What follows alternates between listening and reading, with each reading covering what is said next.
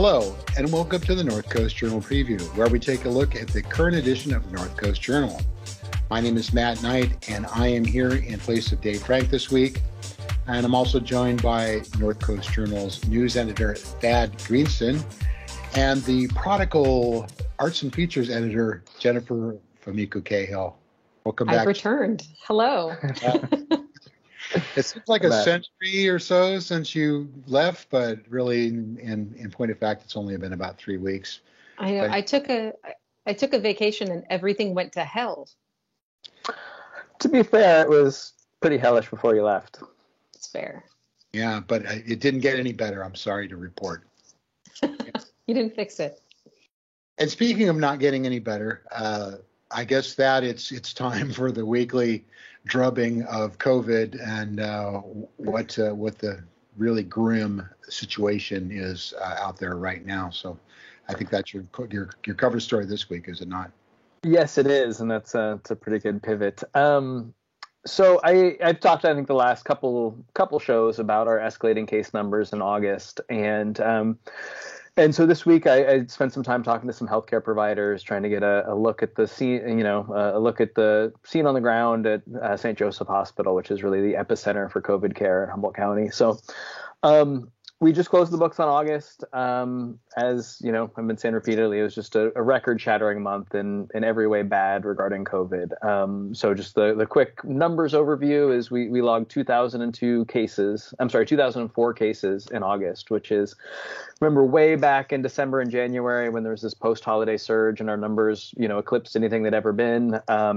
August is, I think, so 2004 cases in August. December and January combined, I think we had about 1,700. So that just gives you kind of an idea of the scale of the escalation of case counts. We also reported 98 hospitalizations and 22 deaths in August, which both of which account for 25 to 30% of numbers for the entirety of the 18-month pandemic. So we're just seeing disease on a scale that we have not seen locally throughout this whole thing. And it's greatly impacting hospital capacity. We've recorded a number of days of kind of ensuing records of hospitalizations locally and of ICU beds taken up with COVID patients. I think the last count we reported was 38 overall hospitalizations with 13 ICU beds dedicated to COVID patients.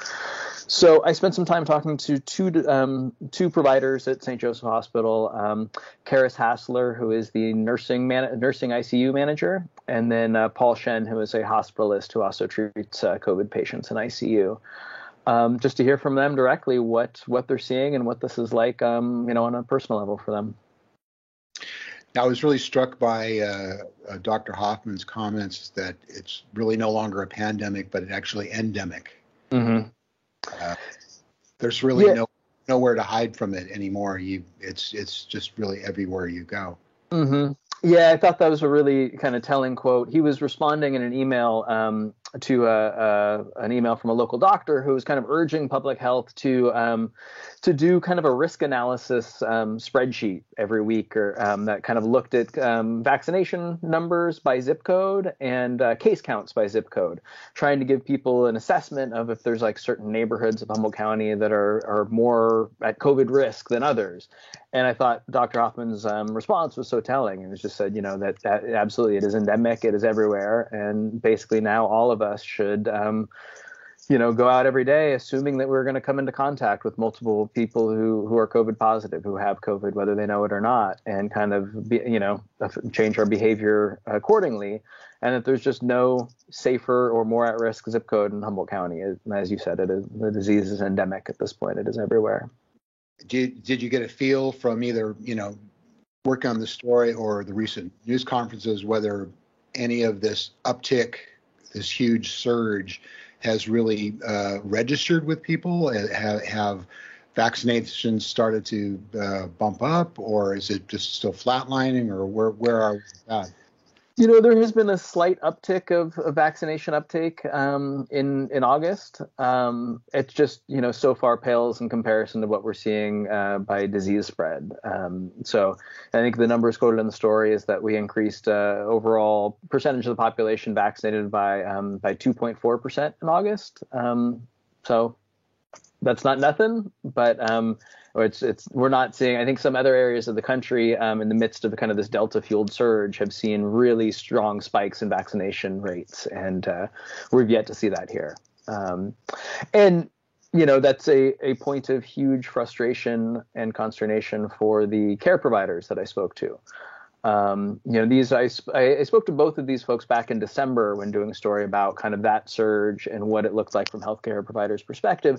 And the tone of my conversations with them this time was just so much different.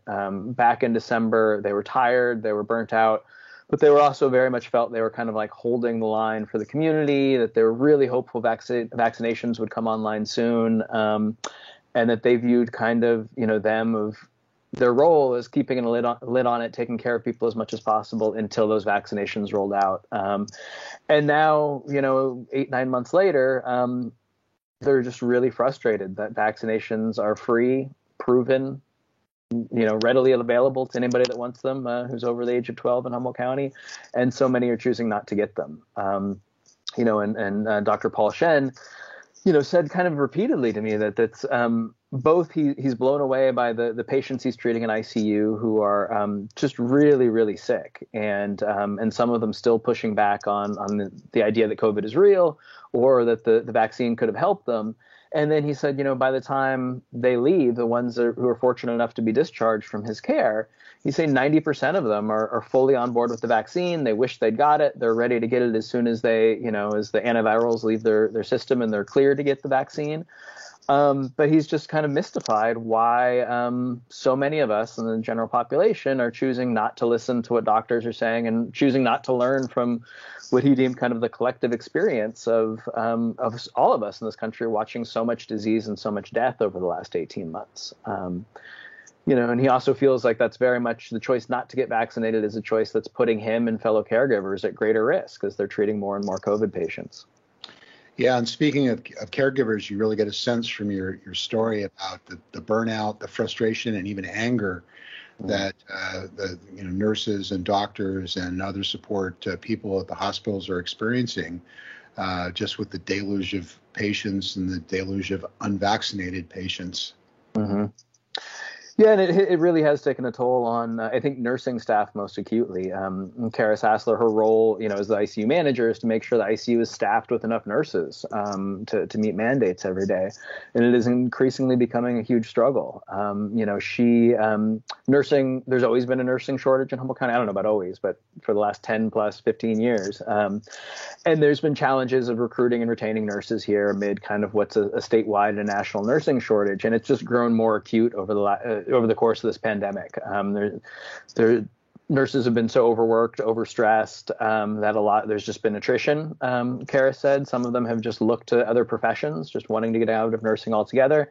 And then because there's this nationwide shortage amid this tremendous surge in need, traveling employment agencies and things like that are also paying just exorbitant sums to get nurses to as traveling staff for surge areas. And so she was saying that, a nurse could leave her ICU team and join one of these traveling agencies and make $10,000 a week going to surge areas as visiting nurses.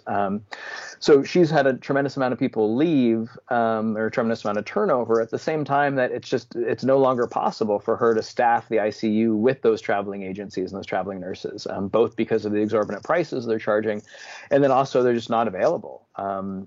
And she had horror stories of feeling like she secured staffing for a day with traveling nurses only to have them not show up because they'd taken a more lucrative contract someplace else and things like that. And of course, the harder it is to get reinforcements, the more strain that is on the existing staff here. And so it becomes kind of a vicious cycle that just perpetuates.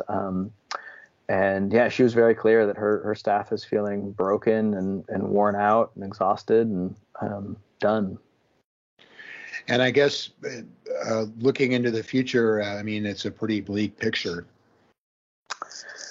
Yeah, I mean, I'd love to say that it's all going to get better, but it's as we've talked about before, because hospitalizations trail a couple weeks behind case numbers, we know for sure is we're at least in for another couple weeks of kind of the surge atmosphere with the with local the local hospital and its ICU being at or above capacity, and they're really bracing for it to get worse. Both Dr. Shen and Ms. Hassler said, they honestly expect it to get worse before it gets better. And St. Joe's has, a variety of surge plans. They can, surge up to, I think, 80 COVID beds. And Karis was saying that they have more ventilators than they know what to do with at this point. Like those kind of physical constraints aren't the limiting factors. It's the professional staff to care for patients, and that's what makes them really nervous. And to the point that we've seen it play out elsewhere. I think we've read about it in New York and Los Angeles. The acute surges that they faced there. That there came a point where triage decisions had to be made, of what patients were going to get the limited amount of oxygen that was available, what patients were even going to be transported to the hospital, and which ones, they felt like were beyond help and just needed to stay home to, essentially to die. And Karis, it was really hit me hard that Karis said in the course of our interview, that she's relieved that St. Joseph has a plan in place that a panel will be formed, kind of a neutral panel to make those decisions. So it won't be left to bedside caregivers, because she's seen the toll that making those types of decisions had on providers in other areas, leading to, in some cases, suicides and things like that. But that's the fear that these folks who see this on the day to day are living with, is not just that the current state is untenable, which it is, but that it's going to get worse. And I think one more thing I would like to add about my conversation with Karis is that, she talked about kind of all these things that I think a lot of providers are facing in many areas of the country right now. But then she also just talked about when you see this type of volume of critically ill patients in such a small community, that inevitably all care providers in the ICU at this point are treating patients that they know in some way. From their personal lives, that whose kids go to the same school as their kids, or who are a friend of the family, or things like that, and just the toll that constant march of disease coming through the ICU takes at a personal level on these providers. And it's just I think the grief and the sadness and the trauma in both Dr. Shen and Karis's voices through these interviews was just really apparent to me. Oh boy. Well, thank you so much for the reporting on the very grim news. Wish it could be something more happy. So, what we'll do is we'll pivot to Jen and put it on her shoulders to bring the whole mood up a little bit. Take it away, Jen. Well, as I said earlier, that's a lot of pressure to put on a Tamal, really. Heavy lift. But this week, I, unlike that, had the pleasure of talking to somebody about a thing they do that they love, which is like my favorite thing. And it was Alba Lopez of the Nicaraguan food stall that you may have seen at farmers markets. And back when we were still doing the Friday night market, she used to show up there. That's where I actually first had her food a couple of years ago. But it's a really great it was like an opportunity for me to look at the way that food is always full of the fingerprints of history and of place, and of even, from the history of a country, the history of our world, and the history of a family or even a single person. And it was really fascinating to me to talk to Alba and learn about her food. One of the things that I learned about Nicaraguan food is that it's got a number of influences from its geography, which my worst subject now, math, but still geography is very close. On one side, it has an Atlantic coast and a Pacific coast. And the flavors and the kinds of foods and the culture from those two places, those two parts of the country, are so wildly different. And her family sort of straddles the country in that her great grandfather, who was a Black man from the Pacific Caribbean side, married her great grandmother, who was from the Pacific side, and they moved to the Pacific side and started a coffee farm. And their daughter was her grandmother, who taught her to cook. And East meets West. Yes, very much so. And the food that she makes is very reflective of those sort of two variations, or those two branches of Nicaraguan cuisine. One of them being the indigenous, a very, like, as she put it, ancient food, the version of the steamed masa that we eat locally, most of the time locally, as a tamal. But instead of the light corn husk and the sort of cylindrical shape, it's a big old pillow. When she hands you this thing, you're just like, oh my God, it's heavy. Lift with your legs. And it's all kind of trussed up in a banana leaf. And you think, oh, a leaf is a leaf. A leaf is not a leaf, my friend. Humboldt, of all places, you should know. But it has a very different flavor, and the amount of moisture that stays in it is very different. The banana leaf has a very kind of a smoky tea-like flavor. It has a deeper flavor than that sort of light corn husk flavor. And the flavor of the masa too, and the fillings are different. There's a little mint, there's a little garlic and onion in there. There are slices of potato. She does make a vegan version, by the way. But usually it's pork or chicken, or the vegan version. And it's totally different. And she was explaining to me that the banana leaf works as a kind of a natural preservative, and that's how it was used by indigenous people for millennia. But this version is just so different. You really do have to try it. And if you are a person who loves a tamal in its corn husk variety, you should try it. But you should also try it if you're like, tamal, not so much, could be a little moister. Then you need to try the nacatamal, which is the Nicaraguan iteration. She also makes, like stewed chicken and other things that you might see on her whiteboard. She shows up at the Henderson Center, Fortuna, and Arcata farmers markets, so you can find her there. But she also, back when she was doing kind of more foods, she sort of pared down the menu now, but she will still special order things. She had a banana cake that was very much from the Caribbean side, and it's full of coconut milk. And I was shocked to find that it is both eggless and butterless, because it was very moist when I had it, and it was just delightful. And my son ordered a second one, even though he hates coconut, and he was alarmed to find that it was coconut powered. But there are just so many different, you really taste that, like all the things that, we get from the Caribbean, like vanilla and, the cinnamon, all the spice, all of that island flavor really comes through on that side.